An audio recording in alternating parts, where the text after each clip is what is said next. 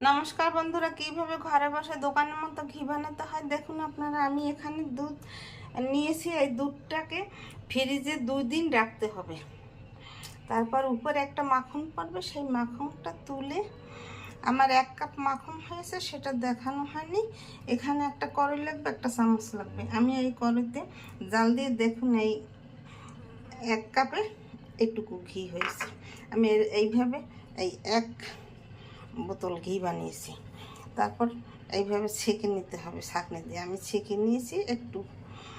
দেখুন আপনার ওই ছাঁকনি যে সরের ভাজাটা এটা রেখে দিয়ে আপনার ছানার সন্দেশের মধ্যে দিয়ে বানিয়ে খেতে পারেন, খুব দুর্দান্ত টেস্ট হয়। দেখুন আপনার ঘি বানানো হয়ে গেছে। ঘিটাকে একটু ঢাকনা দিয়ে ঢেকে রাখলে 1 দিন, তারপর দানা দানা ঘি হয়ে যায়। আমি সেটা করিনি। দেখতে কত সুন্দর হয়েছে, ঘরে তৈরি করা ঘি, হাতে বানানো।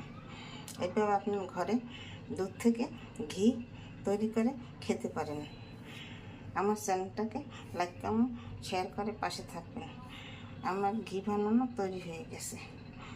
আমি সবটা দেখানো আমার চ্যানেলে দেওয়া আছে, সেখান থেকে আপনারা পুরো ভিডিও দেখে নেবেন।